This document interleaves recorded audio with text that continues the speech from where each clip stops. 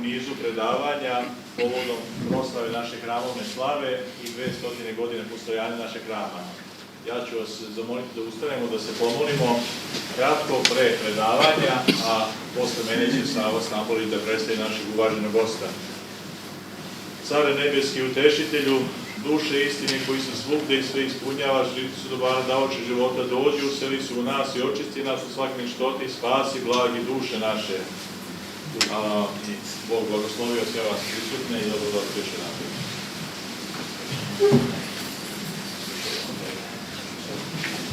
Draga braćo i sestre, pomože Bog, dobroveče, dobrodošli na trećem nizu predavanja u okviru Dana Svetog Dimitrija, kojima proslavljamo 200 godina izgradnje hrama Svetog Dimitrija u Aleksandru i 100 godina od prisajedinjenja ovih severnih krajeva Matici Srbiji.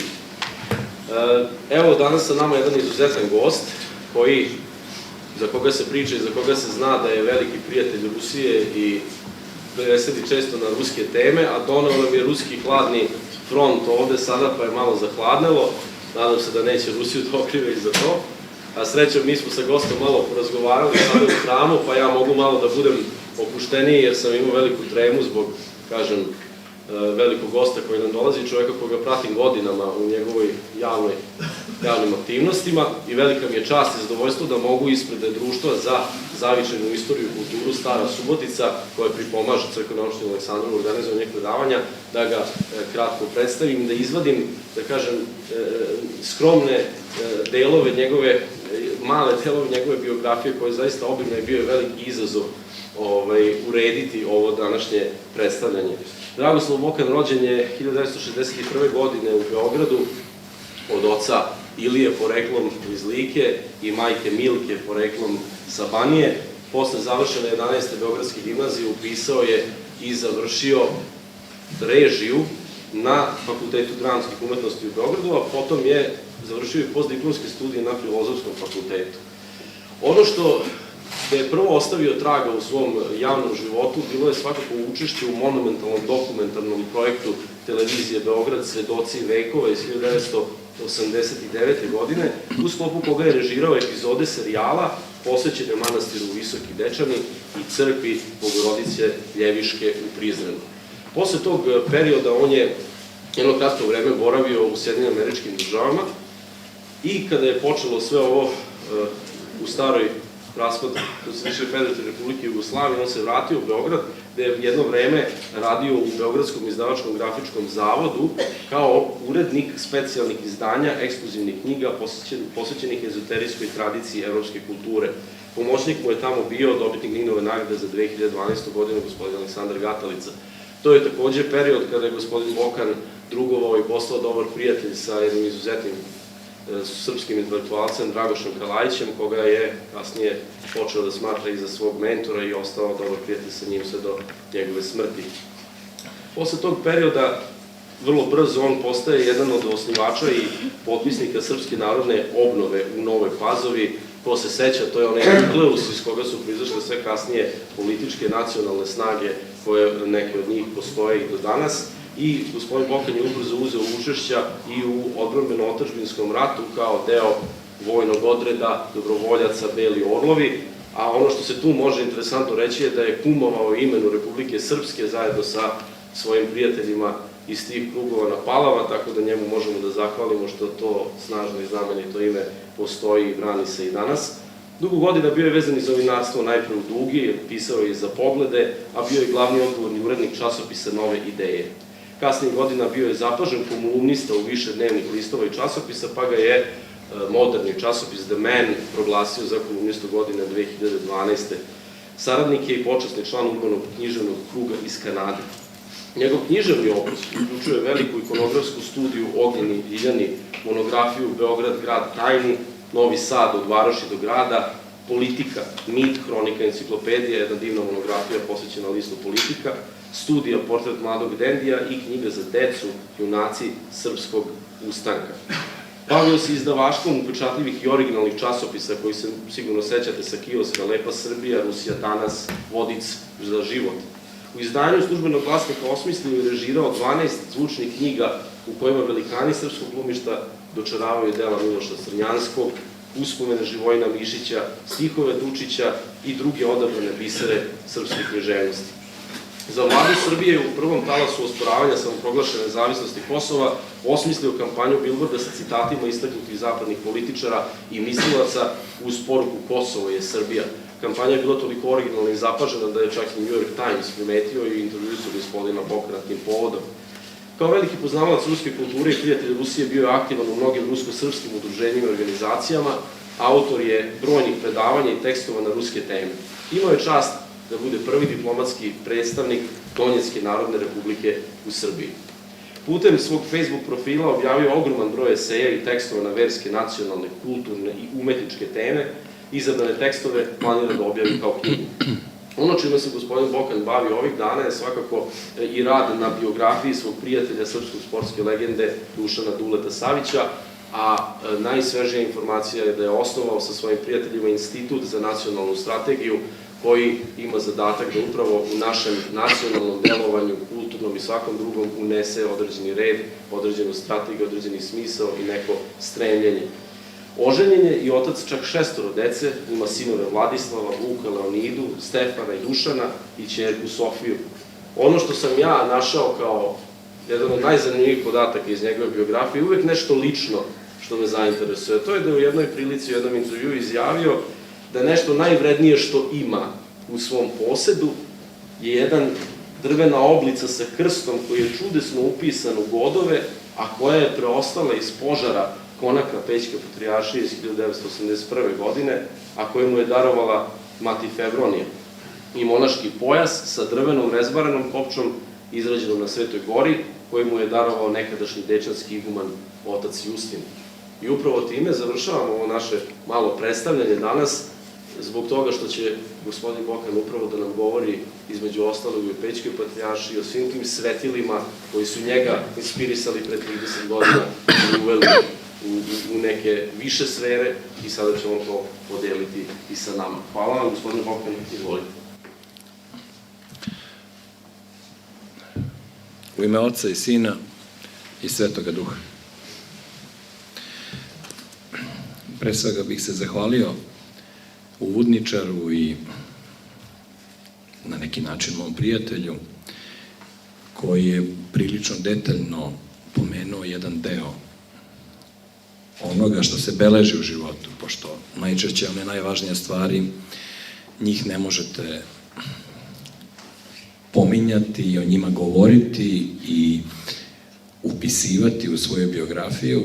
Ti najvažniji trenuci su vezani za ulazak u crkvu pravoslavnu, hrišćansku i za sve one prelepe trenutke na liturgiji sjedinjenja sa Hristom. Čitav taj nevidljivi mistički život koji vodimo, mi hrišćani, je u stvari onaj najvažniji deo našeg CV-a, kako se to moderno kaže, koji nam doprinosi i donosi one blagodati koje su najvažnije za naš život, uz našu decu, naše prijatelje i naš rad na otadžbinsku i crkvenu korist. Mi danas živimo na raskršću. Živimo 18. godinu 21. veka i 3. milenijuma. Živimo na kraju stogodišnje epidemije, strašne kazne kroz koju je prošao naš narod zbog duhovne izdaje njegovih vođa iz 1918. godine, kada su se oni zbog koji su ginuli najbolji među nama, podnoseći žrtve kakve mi ne možemo i da zamislimo, posebno sa obzirom ko su bili ti ljudi, kakvi su bili ti heroji. Kada je sve to bačeno u vetar i kada smo dobrovoljno postali saučesnici u našem stradanju koje počinje upravo tog 1. decembra 1918. godine. Jednom rečenicom, takozvano jugoslovenstvo je u stvari bilo prikriveno ime za suprotstavljanje svetosavlju. Do tog trenutka srpske borce, srpske ratnike, srpske duhovnike i srpske vladare nadahnjivala je živa vera. Živa vera. I mi smo išli jednim jasnim putem do tada, punih 7 vekova. I tim putem smo hodili i u ropstvu, i u porazima, i u seobama, i u pobedama, i u podvizima. I taj put je bio jednostavan. Mi smo imali iznad sebe principe duhovne kulture. Intelektualno nepismeni naši preci su bili duhovno pismeni i mnogo obrazovaniji nego svi mi zajedno danas.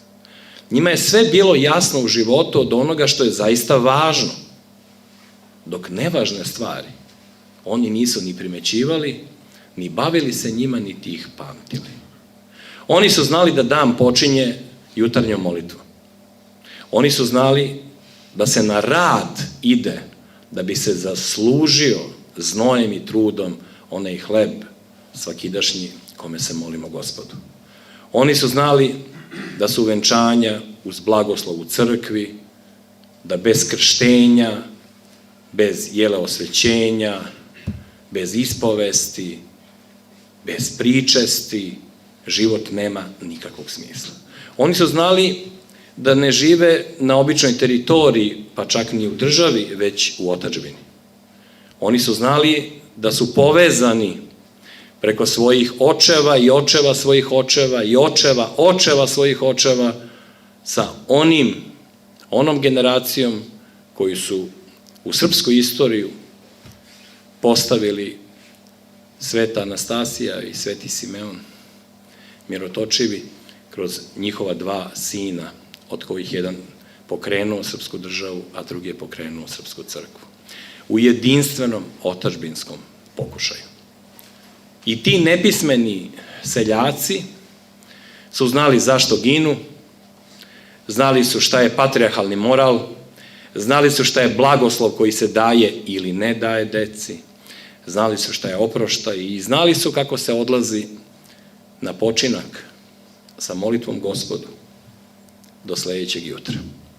Oni su svoje često teške živote delili na te male parčiće vremena, na te dane i bavili su se preživljavanjem i borbom sa zlom i sa nedaćama i sa protivnicima i u sebi i van sebe, svakog dana pojedinačnog. I svaki njihov dan bio je bitka sa nečastivim, bio je nastavak Kosovske bitke drugim sredstvima. Svakoga dana oni su se borili sa sobom da ne izdaju, da se ne prevere i tako ne prevare i svoje pretke i svoje potomke. Mi svi koji smo ovde, koji sedimo ovde, imali smo te i takve pretke o kojima govorim, jer inače ne bi sedeli ovde, već bi imali neka drugačija imena, živeli u nekim drugim narodima, često sa krvavim rukama i nepokajani prema zločinu počinjenom upravo srpskom narodu. Naši preci su znali da se odupru, znali da nadžive i pobede osjećaj sumnje, osjećaj strepnje, osjećaj beznađa, jer često iza njih su bile 100 godina ropstva, a ispred njih tunel bez svetla na kraju tunela, bez ikakve nade da će za godinu, 10 ili 100 godina ponovo vaskrsnuti ona srpska država koja je padala na Kosovu, a zatim u Smederevu, pa i u našem zajedničkom Carigradu. Ti junaci, ti heroji pripadaju duhovnoj kulturi i od njih bi mogli da naučimo sve ono što mi danas ne znamo. Oni su znali odgovore na sva najvažnija pitanja. Upravo ono što mi danas ne znamo. Mi znamo da postavljamo pitanja, mi znamo da kritikujemo, mi znamo da postavljamo podpitanja, mi znamo da kažemo, a da li je to baš tako, mi znamo da prigovaramo i boljima i lošijima od sebe. Mi znamo da sudimo, mi znamo da ne oprostimo, ali mi ne znamo one odgovore na pitanja koja nam je postavio Gospod kroz Svetoga Savu na pitanja prošlosti, sadašnjosti, budućnosti i smisla istorije srpskog naroda. Jer smisao istorije srpskog naroda nije samo da se preživi, nije samo da se bolje živi, niti lakše živi, već da se časno živi i da taj život vodi ka večnom životu. Naši preci su verovali u Boga. Niko od njih nije bio ateist. Niko nije postojao. Ateisti nisu postojali u srpskom narodu vekovima. Ni u 13., ni u 14., ni u 15., ni u 16., ni u 17., da bi se krajem 18. veka pojavili prvi ateisti među onima koji su po nauku, po znanje i po obrazovanje krenuli na zapad. Oni koji su mislili da se poznavanjem latinskog jezika, matematike, geometrije, poznavanjem evropske filologije, poznavanjem istorije, znanjem napamet delova Geteovog Fausta ili sličnih takozvanih velikih, slavnih knjiga, da se može zameniti ono tiho, ćutljivo, pravo znanje njihovih dedova i predaka. Izlaskom iz crkve, napuštanjem oltara, odsustvovanjem sa nedeljne liturgije, odbacivanjem svetih tajni i smeštanjem svega onoga što je živelo u srpstvu kao crkveno, kao otadžbinsko, kao evanđelsko, kao svetosavsko, samo u dvorište crkava, a sve ono okolo je postalo plen one aždaje koju Sveti Georgije pritiska svojim kopljem. 19. vek je vek velike borbe dobra i zla. Srpski narod se oslobodio Karađorđevom hrabrošću i Miloševom mudrošću, ali tom trenutku on je fizički oslobođen, ali duša srpskog naroda i duh srpskog naroda je ušao u one rizike i na one puteve i bespuća na kojima nikad nije koračao tokom takozvanog ropstva. Ono fizičko ropstvo, sa jedne strane pod Turcima, s druge strane pod Austrijom, pokazalo se mnogo manje opasnim po sudbinu našeg naroda nego ono duhovno i duševno ropstvo koje je u 19. veku počelo da uzima našu decu kao janjičare, ali da ih ne vodi u Stambol, nego da ih vodi u Beč, Pariz, Minhen, Berlin, u gradove visokog sjaja, u gradove koji su ih učili da se stide onih mesta od kojih su krenuli da uče velike nauke, da se stide svojih majki, da se stide svojih tetaka, svojih đedova, da se stide one svoje braće koje su ostajala u tim selima i koje više nisu prepoznavala sve te naše mlade naučnike, intelektualce i političare koji su se vraćali iz Evrope iznutra promenjeni. Tada se desio taj veliki rascep. Tada se desilo to da politika, da ateistička sekularna nauka počnu da vode u bespuće čitav naš narod, a da se sve ono znanje, sve ona evanđelska mudrost, sve ono što smo učili vekovima i znali, već rođenjem, krštenjem, već u kolevci sa majčinim mlekom, to je bivalo odbačeno kao primitivno, kao anahrono, kao nešto što pripada prošlosti, jer tobože živimo u modernom 19. veku.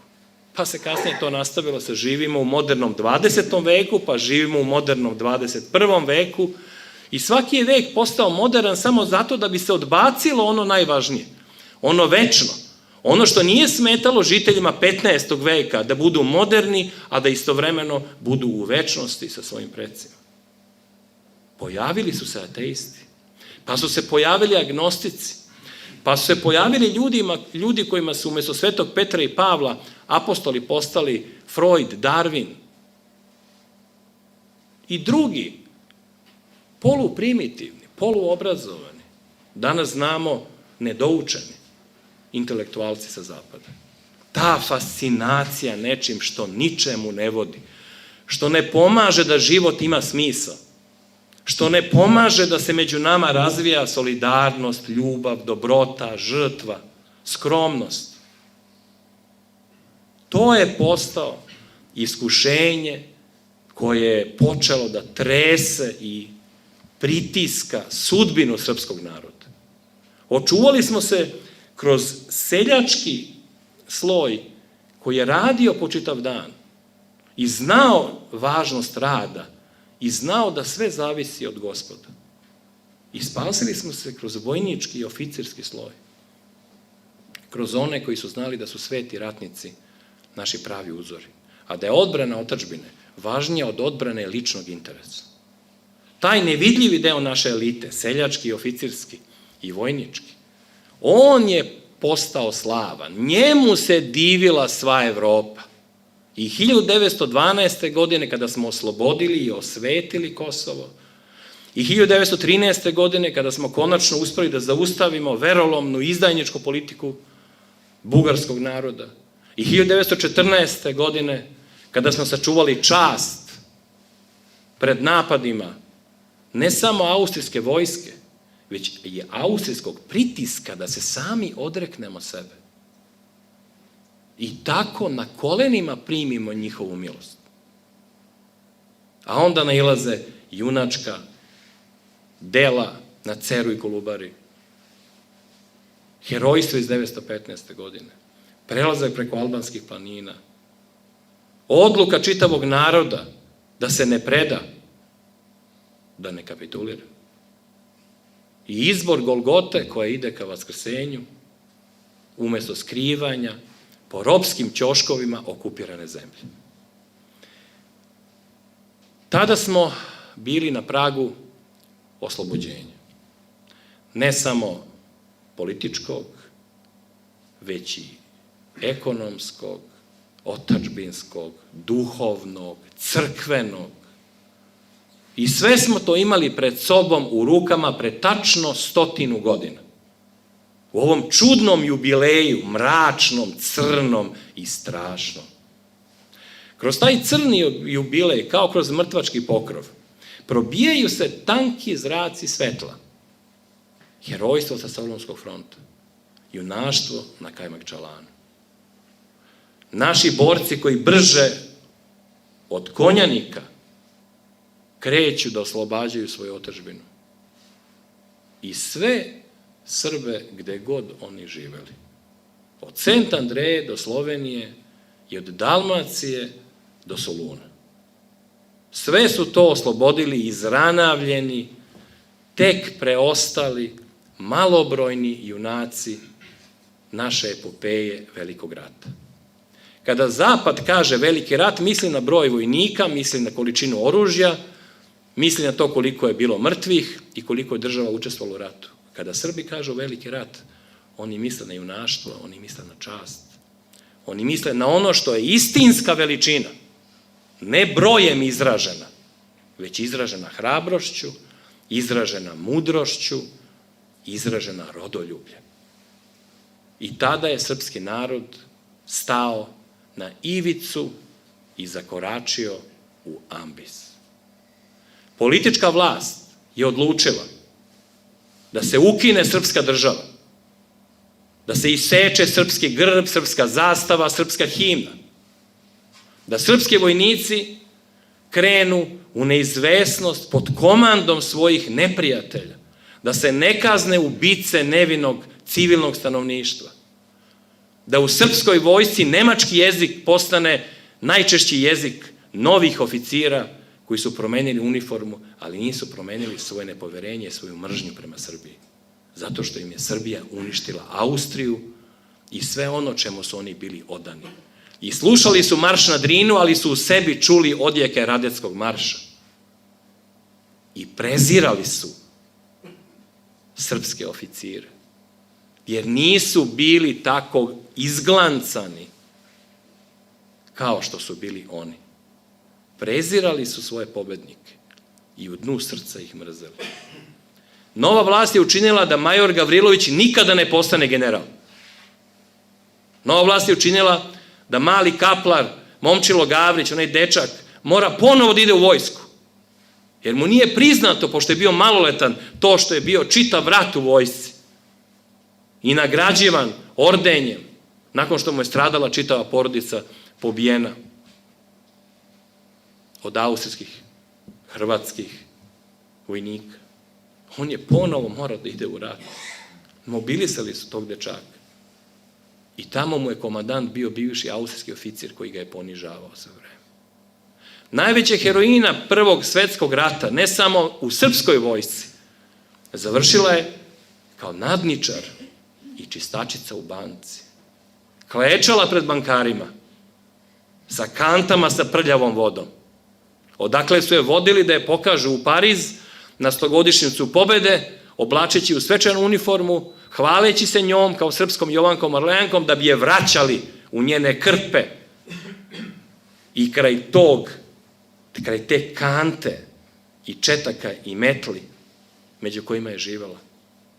A najveći srpski junak Mihajlo Mađarević, trostruki vitez Karađorđeve zvezde, izranavljen od glave do pete. Heroj koga su pozivali komandant Solunskog fronta, francuski general Saraj i Živojin Mišić i njegov regent Aleksandar, da rešava ono što čitava vojska nije mogla. A on je sa 10 svojih vojnika sve to rešavao. Heroj iz 5. puka Drinske divizije, koji je od podnarednika postao major, na ratištu svojom krvlju i svojom hrabrošću. On je posle rata ekspresno penzionisan i završio je tako što je kao fizički radnik radio na Čukarici u šećerani, nosio džakove. Imao je 3 dece, od čega ima sina Momčila i 2 kćerke, od kojih je jedna rođena slepa. On je svoju slepu kćerku izdržavao noseći džakove. A Milunka Savić je 30 dece koje je usvojila, izdržavala čisteći pod banke.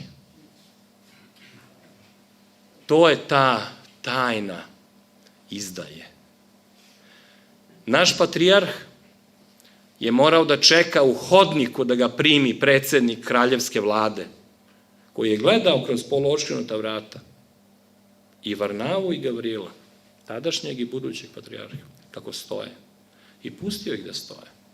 Da se nauče da njihovo mesto više nije kao pre rata. Da su oni samo jedna od nekoliko religijskih zajednica koje sva imaju ista prava, u državi u kojoj je reč naša vera više nije postojala, za razliku od Srbije pre 1918. godine.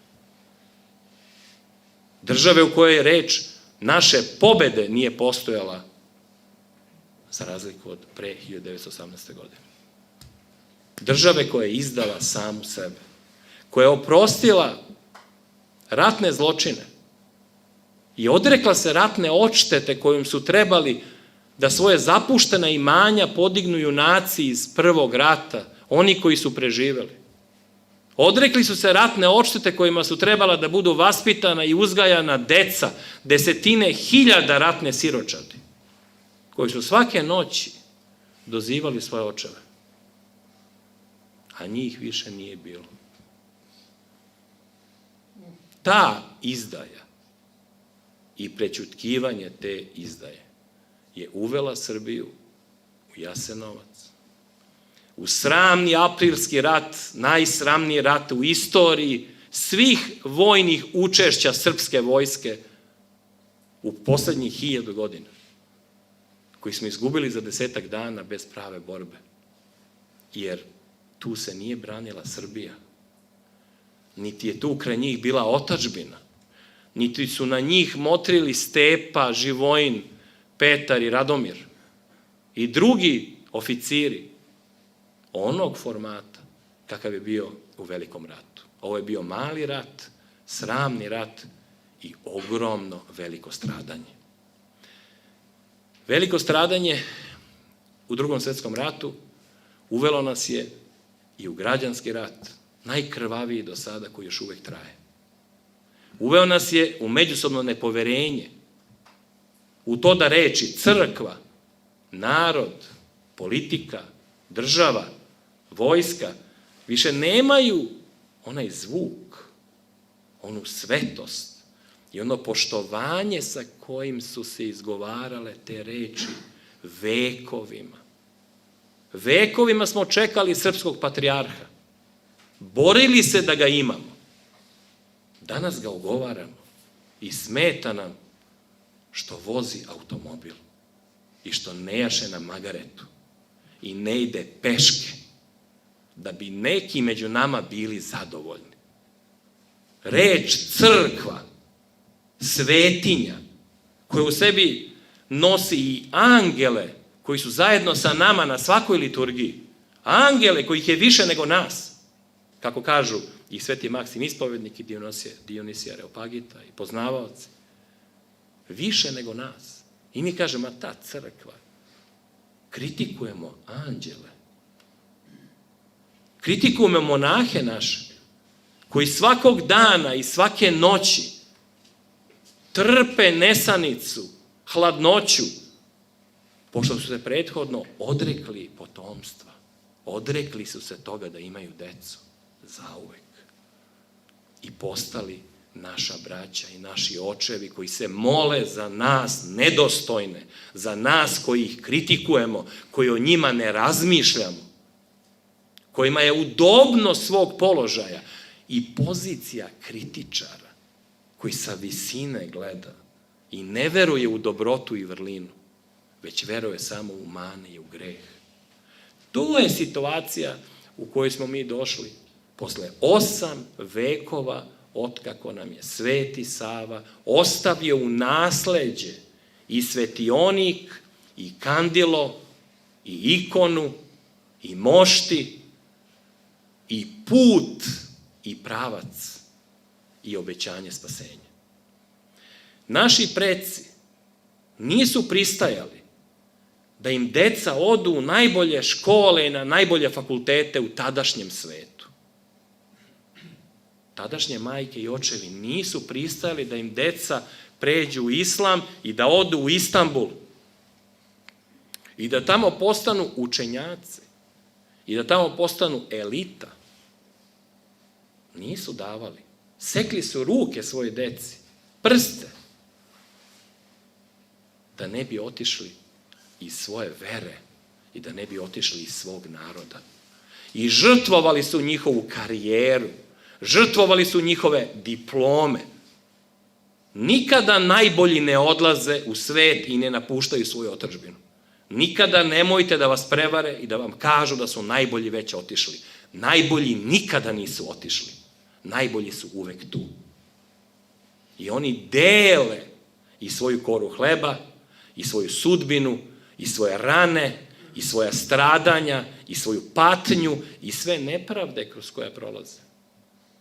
Zajedno sa svojim narodom iz koga su potekli. U srpskom jeziku reč elita označava ljude koji su obrazovani deo naroda, a ne ljude koji su izdvojeni od naroda. Pa onda postoji tobože nekakav narod koji je primitivan, koji je neuspešan, koji je siromašan, koji je ojađen i postoji neka elita koja je ekstremno obrazovana, koja živi na neki drugi način, na nekakvim drugačijim posteljama i koja žrtvuje sve ono za što su ginuli i njihovi i naši preci, samo zato da popiju čašu boljeg vina i da prenoće u nekom lepom hotelu, žrtvujući za to sve svoje pretke. Srpski narod je u 20. veku prolio okean krvi. Okean krvi. Kada bi se naslagali mrtvi, to su planine, to su soliteri mrtvih, nedogledni soliteri mrtvih. To je više od 2 miliona ljudi koji su stradali da bismo mi bili slobodni i da bismo mi živjeli. 2 miliona ljudi i desetine hiljada naše dece. Male dece. Odvojene od majki. Otrgnute. koje noću sami čekaju šta će im uraditi čike u crnim uniformama sutra. Deca od 5 godina teše deca od 2 i 3 godine koja plaču neutešno. Njihove suze nas obavezuju. Njihovi jecaji u tim strašnim noćima među hrvatskim psihopatama nas obavezuju. Mi smo niko i ništa ako njih izdamo. Nismo se mi ovde sakupili samo da ja vama ovde istovarim niz podataka koje odlično poznajem iz istorije Srpske pravoslavne crkve, nego da vam kažem suštinu toga. Ko smo mi? I šta je naša crkva? Bez naše crkve niko danas ne bi pisao ćirilicom. Bez naše crkve niko ne bi spominjao heroje Velikog rata.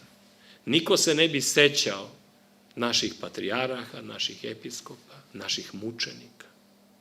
Da nema naše crkve, mi ne bismo imali gde da se okupimo, gde da se sakupimo, gde da se sastanemo i pogledamo u oči. Ništa više nas ne predstavlja i niko se više nama ne bavi osim naše svete majke crkve. One iste crkve koju mi natičemo na kolac i raspinjemo zbog jedne nesrećno potopljene crkvice. Koju mi raspinjemo zato što ne razumemo da naša crkva mora da razgovara sa svima. I ne shvatamo da naša crkva nikada neće da prizna papu i nikada neće da postane isto što i naši neprijatelji, duhovni i svih ovih prethodnih vekova. Ali neće na majicama da piše smrt papi, niti da piše mi nećemo da postanemo katolici. To se podrazumeva. Najveću žrtvu u 20. veku podneli su sveštenici Srpske pravoslavne crkve. Oni koji nisu hteli da napuste svoj narod. Među njima je nekoliko vladika koji su skojevci, ti nesrećnici koji su se odrodili pre Drugog svjetskog rata. Napadali da imaju automobile, da žive luksuzno, da se sreću sa katoličkim i muslimanskim sveštenicima. Napadali su ih isto kao što danas napadaju. Bezumnici iz našeg naroda. I onda su ti iz tih automobila rešili da ostanu sa svojim narodom. I Hrvati su im isekli noseve, uši, iskopali oči, oderali kožu, terali sveštenike iz takozvane vampirske nezavisne države Hrvatske da gledaju kako im siluju decu i kako ih ubijaju pred njihovim očima. Naša mučenička crkva je zaslužila da je razumemo i onda kada nam nisu jasni njeni postupci. Mi moramo ponovo da počnemo da živimo poverenje. Poverenje u naše vojnike, poverenje u naše oficire, poverenje u naše heroje, poverenje u one koji su nas 90. godina branili. Da ih ne gledamo kao krezube lopove koji nose belu tehniku. Toliko je mladih ljudi umrlo tako što sam ih ja držao za ruke dok su umirali.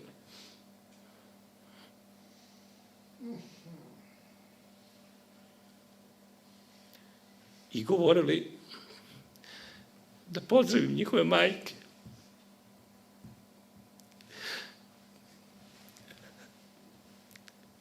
I da se ne brinem što će umreti. To su strašne stvari. To je naš rat. I to su naši ratnici. Kad sam njih susreo, odbacio sam sva moje sećanja na Ameriku, na postdiplomske studije, na snove o velikom filmu, na susrete sa rediteljima iz sveta koje sam susretao kao student režije. Jer sam shvatio da su predamnom pravi junaci. Ti dečaci koji su bez anestezije trpeli bolove. Kada sam posetio jedanput jednu ratnu bolnicu u Republici Srpskoj, oni su se dogovorili, kada su čuli da dolazim, da niko od njih ne jaukne.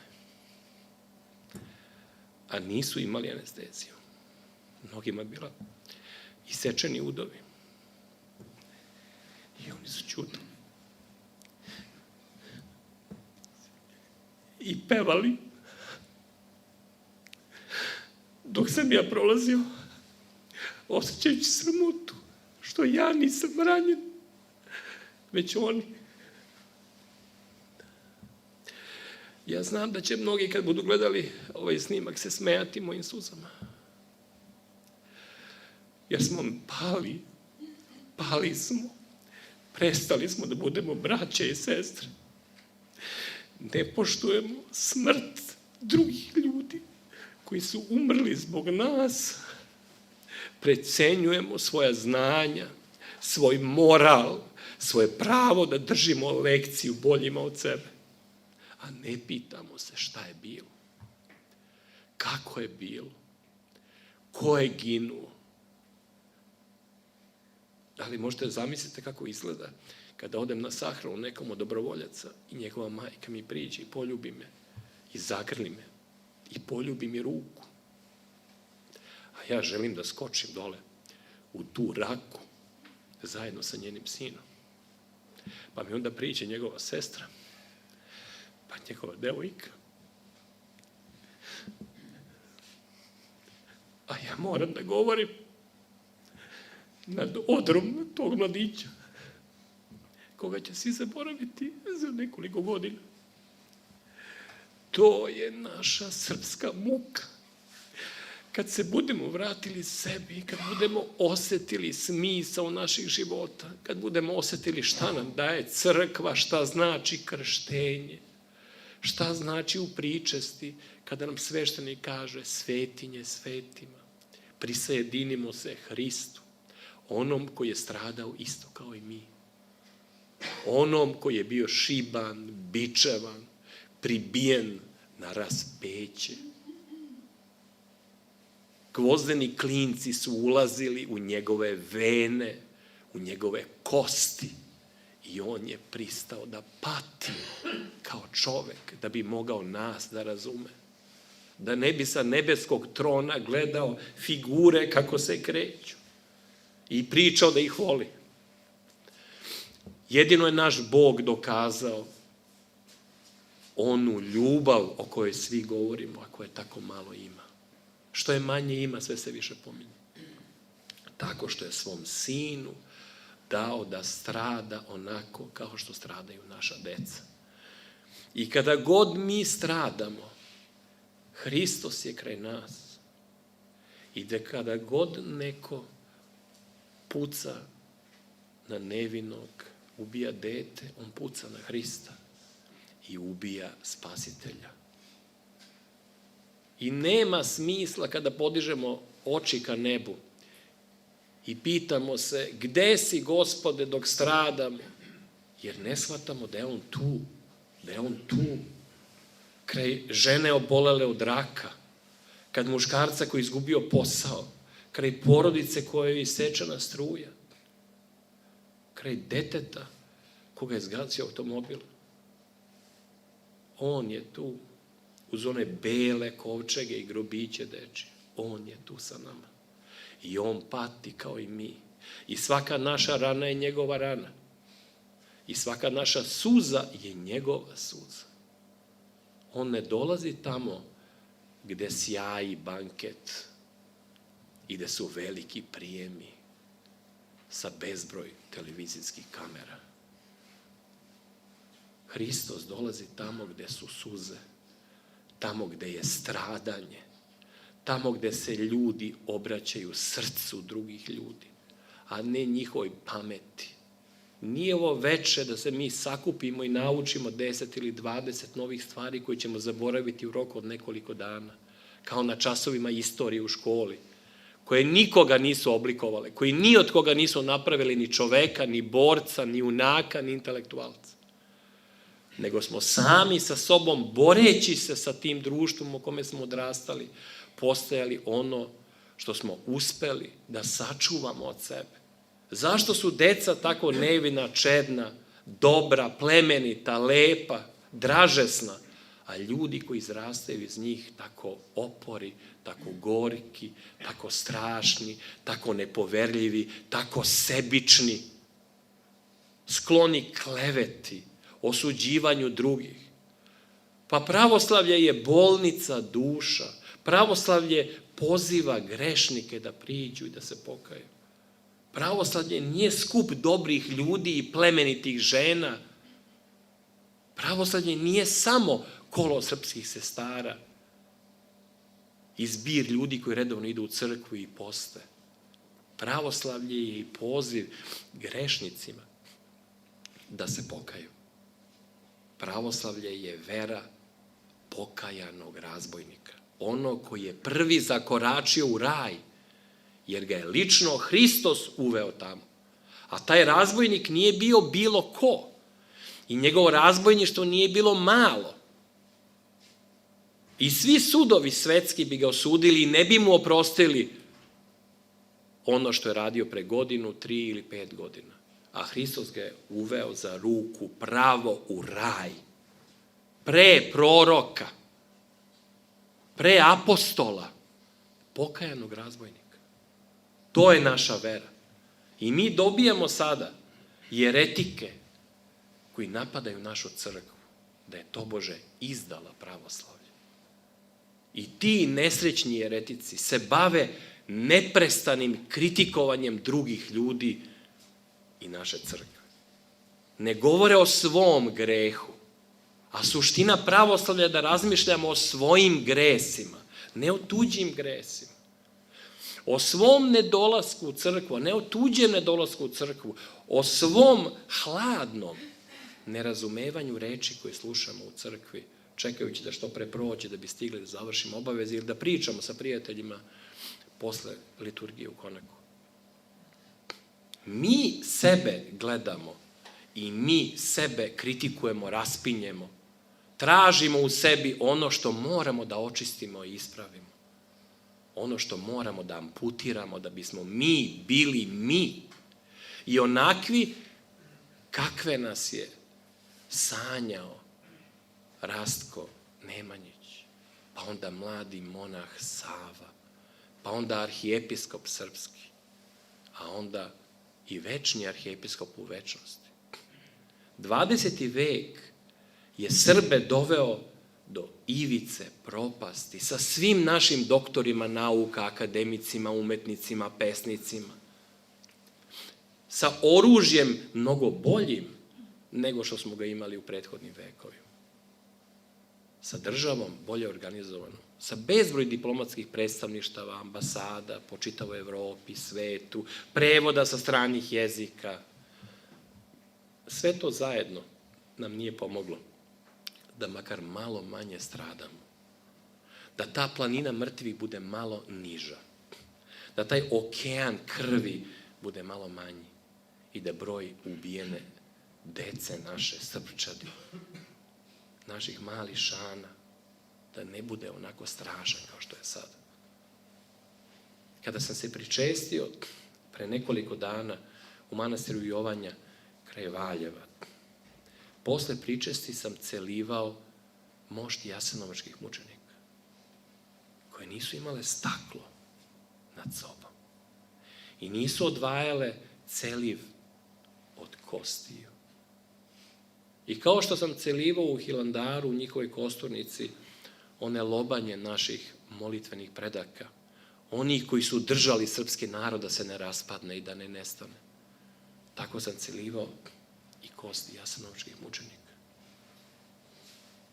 među kojima su i kosti mog đeda Đure i mog prađeda Dušana i tolikih drugih naših rođaka i srodnika, koje su satrli sa zemljom ti nesrećni susedi naši, nepokajani, koji se ismevaju brojem mrtvih naših, koji zaboravljaju na pobijenu decu i pišu da smo mi njih ubijali, jer ne oni nas, optužujući nas za genocid.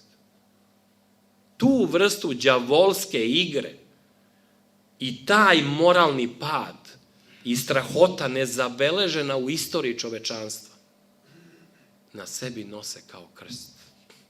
I neka im Bog bude u pomoći. Jer su kazne za takav nepokajani greh strašne, biblijske, apokaliptične. Nama ostaje da shvatimo šta je crkva, da shvatimo njenu važnost, da shvatimo smisao celivanja Hrista kroz celivanje desnice našeg sveštenika. Mi celivamo Hrista, a ne naše lokalne parohe. Da shvatimo dubinu odricanja koji na sebi nosi svaki monah. Da shvatimo kako to izgleda kada nema ni dana ni noći, kada su i u 2 noću moli, i u 4 noću, i u 5 ujutro, i u 3 popodne. Kada neprestano molitva traje i odzvanja i nikada se ne prekida. Hilandarska molitva, započeta svetim Simeonom i svetim Savom, ona nije nikada utihnula. Ni zbog ratova, ni zbog stradanja, ni zbog gubljenja naše države. Molitva traje kao brojanica, kao dani i noći, koje ne može ni đavo, ni nečastivi, ni svi neprijatelji ovog sveta da unište. Mi živimo blagosloveni predanjem svetosavskim. Mi imamo prečicu u našem životu. Mi smo milijarderi. Imamo obećanje večnog života. Imamo rajsko naselje, ne Mauricijus, ne Bahame, nego rajsko naselje pred sobom, dostupno svakom od nas. A svojim trudom, lično Sveti Sava nas je stavio u poziciju da možemo da računamo na to da ćemo zakoračiti u spasenju. Jer nam je to dato. Pa mi ne možemo da budemo toliko odvratni, tolike kukavice, toliki bezdušnici, toliki lenjivci, a da propadamo. Ne možemo, zato što naša sveta Srbija, naša visoka Srbija, naši preci to ne dopuštaju. Pa dok mi ovde razgovaramo, šta radi Sveti Vasilije Ostroški? Da možda ne boravi u Kivotu, da nije možda na nebu, na nekom jorganu od oblaka. On se moli svom silinom svoje ognjene molitve. Isto kao i Sveti Sava i Sveti Petar Cetinski i Sveti Đakon Avakum i Sveti Teodor Vršački i Sveti Jasenovački novomučenici i Vukašin iz Klepaca i naša sveta deca, mučenici. Oni gledaju u nas. Oni gledaju u nas jer nisu mrtvi. Samo fizički nisu na ovom svetu. To je smisao poruke crkve.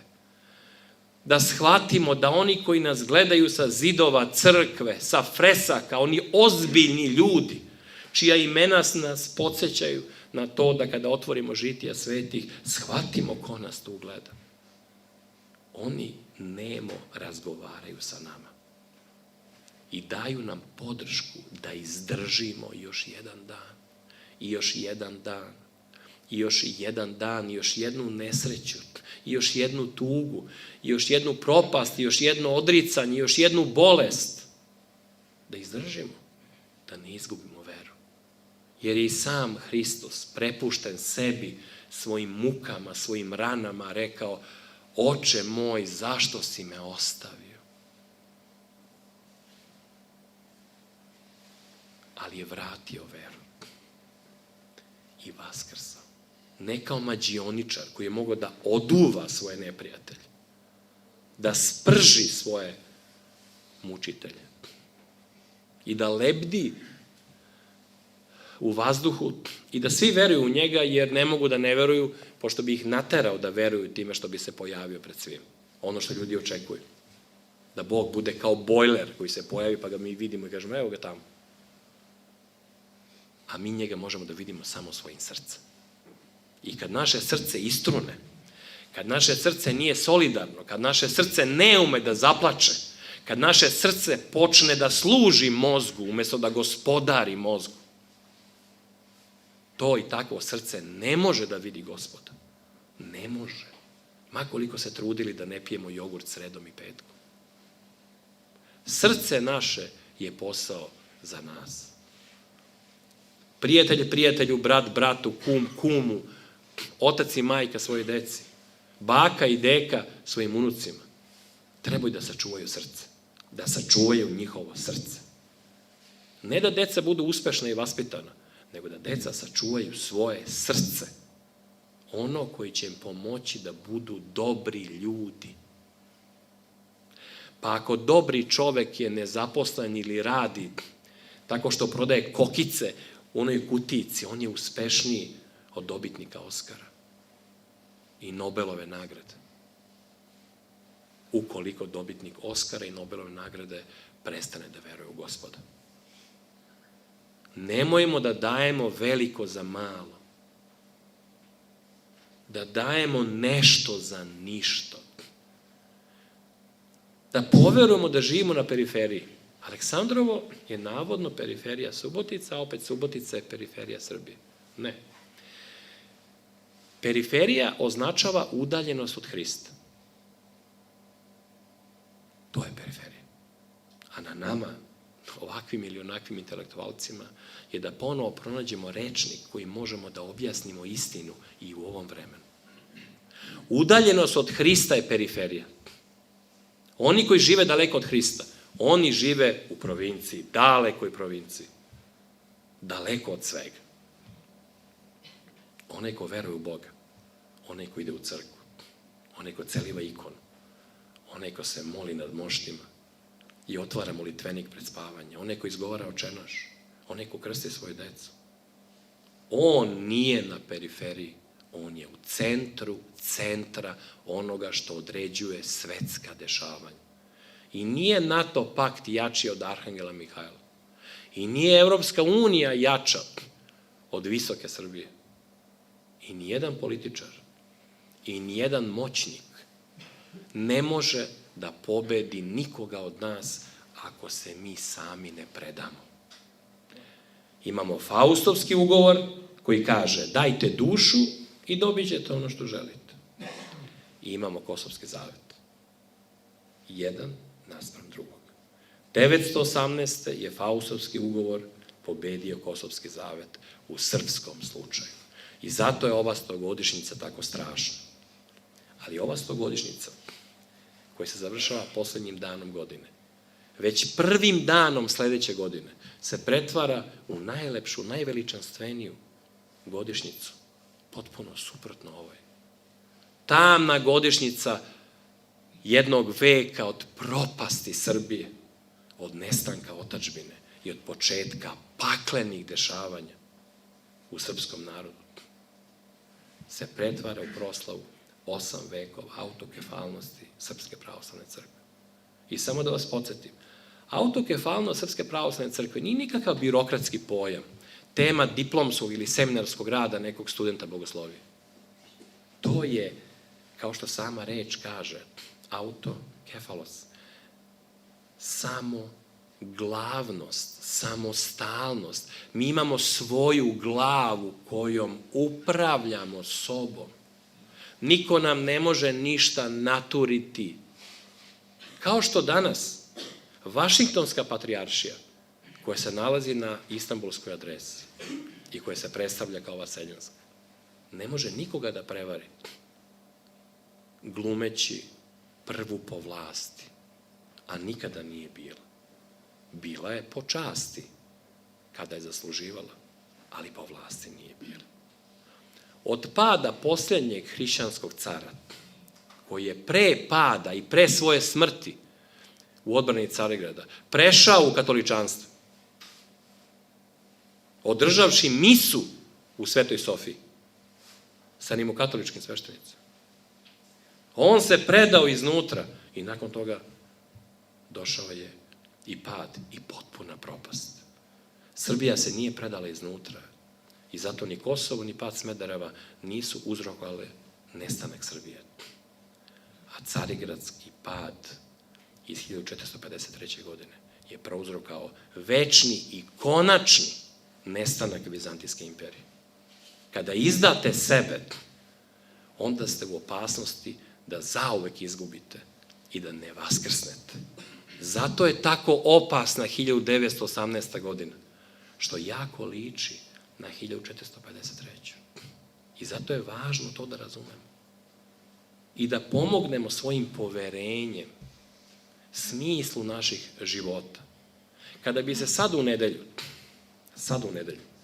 znači preko sutra, ispunile sve srpske crkve i manastire, kada bi bar 1.000.000 ljudi, ne svi, ali bar 1.000.000 ljudi došlo, uplašili bi se i Vašington, i Brisel, i Zagreb, i Priština, i Titograd,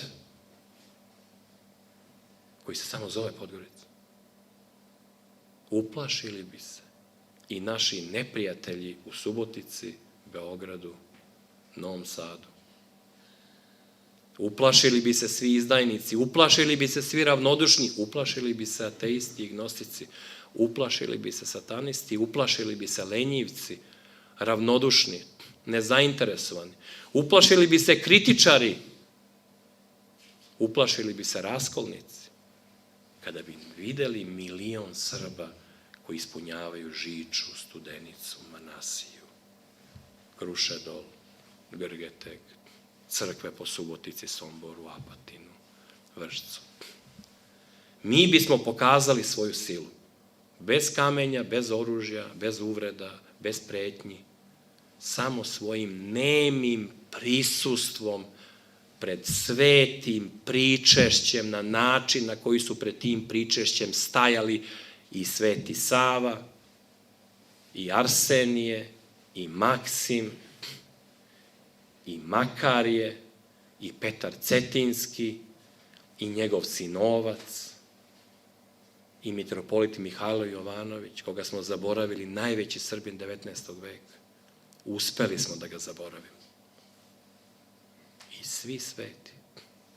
I knez Lazar, i Živojin Mišić, i junaci iz Gvozdanog puka, i Milunka Savić. Svi su oni stajali pred pričesnim peharom, čekajući da se pričeste, da se prisajedine Hristu. I to sveto mesto, koje traži naše prisustvo, ostaje često bez nas. Ili bez naših najbližih. Bez onih kojima treba taj napitak besmrtnosti. Jer je to napitak besmrtnosti koji nas uvodi u ono što je jedino vredno našeg življenja. Putujući od prošlosti ka budućnosti, mi smo samo putnici pod zvezdama, kako je rekao Vincent van Gogh, koji nije bio samo slikar, već je bio i hrišćanski propovednik. U najsiromašnijim krajevima belgijskih, rudarskih naselja. Lutamo pod zvezdama, pokušavajući da sačuvamo svoje srce, da ne istruli u tom lutanju. Tako su i centri srpske crkve se menjali. Srce naše crkve se pomeralo.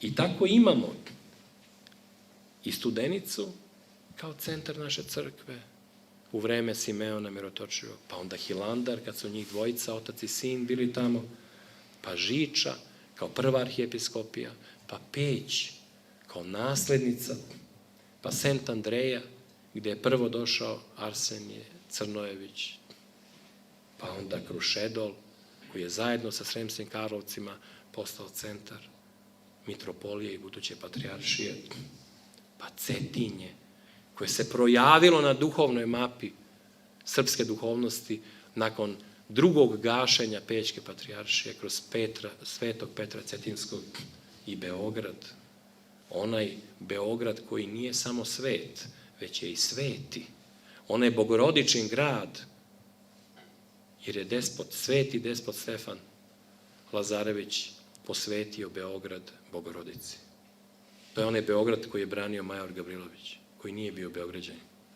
ali ga je branio svojom krvlju i krvlju svojih vojnika. U tom Beogradu su se skupile sve oblasti srpske crkve i 1920. godine ujedinile se u srpsku patrijaršiju. Od tada smo zajedno, suštinski zajedno, dok nam je crkva zajednička, dok ne počnemo sami da je rušimo svojim besmislenim, idiotskim, nenormalnim primedbama i kritikama. I dok ne počnu neki među nama da glumeći bolje duhovnike nego što su oni ostali, cepaju crkvu, čineći ono što se jedino i zaista i apsolutno ne sme, pod ma kakvim izgovorom. Pa kad se nisu rascepile Cetinska mitropolija od Sremsko-Karlovačke mitropolije, kad se nisu rascepile Beogradska mitropolija od centara crkve u Bosni i Dalmaciji i naših koji su bili u Americi u okviru Ruske pravoslavne crkve, kada su oni našli zajedništvo, mi danas usuđujemo se da kažemo da nema blagodati u Žiči, Visokim Dečanima, Sopoćanima, nego po vikendicama na Fruškoj gori. Kao da smo poludeli. Kao da neko neprestano kraj nas boravi i uči nas besmislu, glupostima, lažima i zavodi nas svojim šapatom. Vraćajući se crkvi, vraćajući se tom lutajućem srcu naše crkve, ne komentarišući gde treba da bude sedište crkve, kao da smo mi upućeni u to da to znamo. Pa bolje poznajemo atomsku fiziku nego to zbog čega jeste ili nije crkva ovde ili onde u nekom vremenu. Usuđujemo se da radimo stvari koje nas nisu dostojne i zbog kojih bi naši preci ukinuli blagoslov nad kolevkama koji su naš odnegovali. To je tajna crkve srpske pravoslavne koja će uskoro da proslavi 8 vekova svog bavljenja spasenjem i evanđelskim poukama u zajedničkim horovima nas ljudi sa angelskim, nečujnim, a postojećim pred freskama i ikonama i nad svetim moštima. Srpski narod kad je odlazio i napuštao svoje krajeve, ispred njega su bili sveštenici, njegovi duhovni pastiri, a umesto zlata i oružja sa sobom su nosili svete mošti. Svete mošti. Kada su razbacane mošti koje su ustaše pobacale, svetog despota Štiljanovića, svetog cara Uroša i svetog kneza Lazara, bile bačene, izvađene iz kivota. I kada je zahvaljujući jednom čoveku iz Beograda i njegovom prijatelju Nemcu, koji će kasnije posle rata svom sinu dati ime Dušan, iz ljubavi prema srpskom narodu, su u roku od jednog dana došla nemačka kola sa onom nesrećnom zastavicom koja označava smrt, da spreče veće zlo nego ono koje su oni sami donosili. I da sagrade proste drvene kovčege za ta 3 naša vladara. I kada su u Rumi te noći u crkvi ostavljeni naši svetitelji da sačekaju jutro kad su krenuli za Beograd put Saborne crkve, narod se okupio. U sred ustaške nezavisne države Hrvatske okupila se ogromna masa naroda, spremna da bude kamama izvodena, da bude u Jasenovac odvedena, ali su okružili crkvu koju su čuvale ustaše i molili se Bogu čitave noći. Tražeći blagoslov od naših svetih vladara, koji su tog jutra krenuli ka Beogradu, gde su ih dočekali predsjednik vlade i njegovi ratnici i uneli u Sabornu crkvu. I tako sačuvali od toga da psi ne pojedu mošti srpskih svetitelja. To je naša crkva, ona koju moramo da sačuvamo, onu koju ne smemo da kunemo, kao što otac koji je često strog prema nama, mora da bude poštovan i moramo da ga se sećamo, kao ono koji je posle nebeskog Oca najvažniji u našim životima, kao mati naša, koja često ume da u ljutnji ili brizi bude nepravedna prema nama. Mi moramo da je voleći je oprostimo i da shvatimo šta i zbog čega je ona takva sa nama. Tako isto je naša sveta majka, Srpska pravoslavna crkva. I naš patrijarh, njegova svetost, Irinej, stoje ispred nas i obećavaju nam budućnost. Jer zajedno sa Irinejem sedi Sveti Sava. Kao što je sedeo zajedno sa patrijarhom Pavlom, kao što je sedeo sa patrijarhom Germanom, sa patrijarhom Vikentijem, sa patrijarhom Gavrilom, sa patrijarhom Varnavom, sa patrijarhom Dimitrijem, sa mitropolitom Inokentijem, sa mitropolitom Mihajlom, sa patrijarhom Rajačićem, sa Lukijanom Bogdanovićem i sa svim svetima. Nad našim tronovima crkvenim uvek je bio i Sveti Sava. 20. vek nam je doneo svest o stradanju kada se obezbožimo. Kada se obezbožimo. I 20. vek nam je dao dvojicu najvećih propovednika. Svetog vladiku Nikolaja Velimirovića i svetog oca Justina Popovića. Kao Petra i Pavla apostole.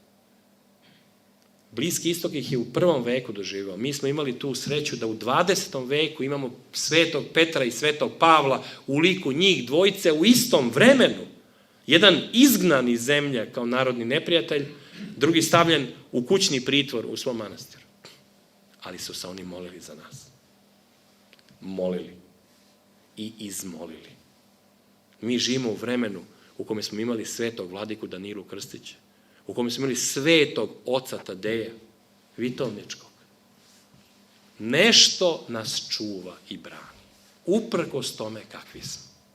I nemojmo da zaboravimo da smo dužni našoj otadžbini i našoj majici crkvi sve ono što imamo, svaki naš dan još preostali, svaki naš talenat koji nosimo sobom. Sve. Hvala vam.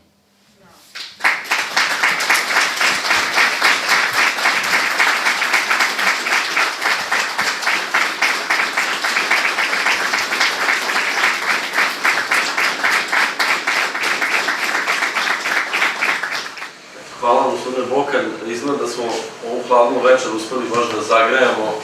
Ja moram da priznam da je jako teško posle izlaganja našeg brata Dragoslava, sad ga možemo tako i nazvati, jer zaista smo učestvovali u nečem posebnom i jednoj svojevrsnoj ispovesti. I hvala vam što ste bili tako iskreni pred svima nama i počastili nas na taj način. Ja sam samo hteo da pitam, jako mi je bilo zanimljivo taj detalj iz vaše biografije, ti predmeti iz tih manastira. Kakav je bio vaš osjećaj, da li je to kad ste 89. snimali bio prvi put da ste u tim manastirima, kako ste vi doživjeli taj susret sa tim drevnim svetinjama, nešto eventualno više oko toga, da li možete da nam podelite s nama danas?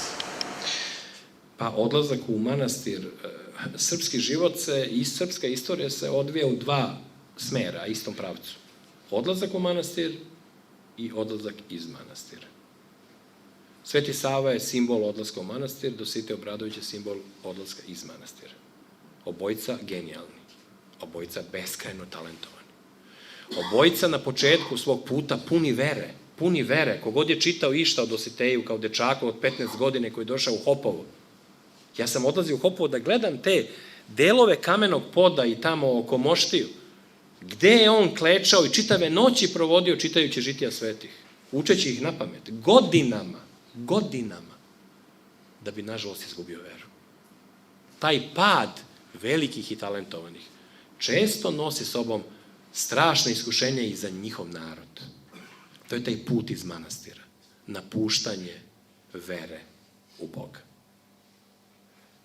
A imamo i put u manastir. Ne samo svetosavski, nego mnogi putevi u manastir koji se nisu završili bekstvom iz manastira i razočarenjem. Jedan od tih puteva je taj mali moj put kao reditelja, koji tad još nimao ni 30 godina i koji je dobio tu čast i poverenje velike televizije tadašnje, koja se zvala Beogradska, sad se zove RTS, da uradim nekoliko filmova upravo vezanih za kosovske srednjovekovne manastire, znači za Visoke Dečane, to traje 2,5 sata skoro, za Bogorodicu Ljevišku i za Carski Prizren. Odlazak tamo je bio mistično iskustvo koje je neprepričljivo i koje nikad neću zaboraviti. Kao da je bilo juče.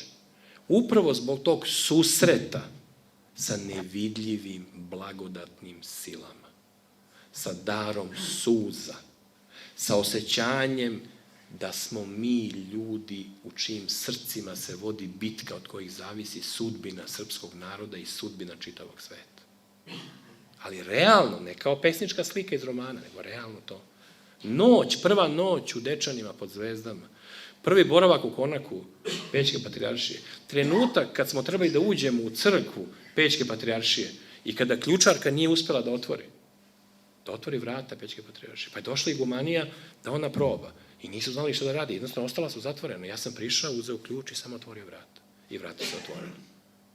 One su istog trenutka mene zagrlile, dali mi ključ od njihove kapele, da se molim, poklonile mi tu oblicu koja je preživela taj požar u Konaku, na kome je godovima utisnut krst, koji je dan danas čuvam kući, a umeđu vremenu sam se preselio u Novi Sad iz Beograda.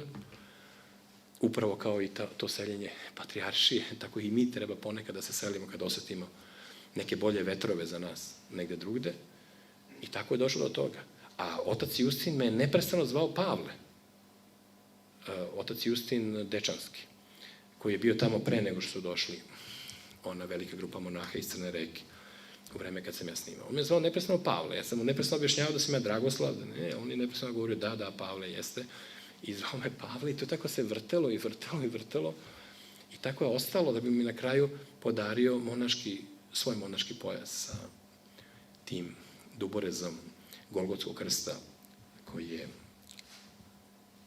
pravljen u Hilandaru i koji takođe nosim sa sobom gde god da idem. Ti neobični predmeti, kao mošti, oni nose sobom tu tajnu. Sad kad sam bio u Hilandaru, bio sam ispod loze Svetog Simeona Mirotočivog i pošto je jesen kasna, onda su lišće sa loze padalo dole i delići te loze. Ja sam sve to pokupio, stavio u kesu i sakupio sa sobom. I to je sve kod mene kući. To su stvari u koje ja mnogo više verujem nego u političari i politiku. Nego u izbore. Ja ne verujem u to da jednog dana grupa ljudi dođe, ponese neki papirić, ubaci ovako papirić unutra, vrati se kući i sve se promeni. To se zove magija. Magija je uvijek đavolska, za razliku od mistike. Mistika je drugačija. Mistika je neka bude volja tvoja, Gospode, a magija je neka bude volja moja, Gospode. Neki drugi Gospod je u pitanju. Politika i izbori liče na magiju. I zna se ko je gospodar iza svega toga. Sa retkim izuzecima. Zato ti izuzeci postaju svetitelji. Jer su izuzeci.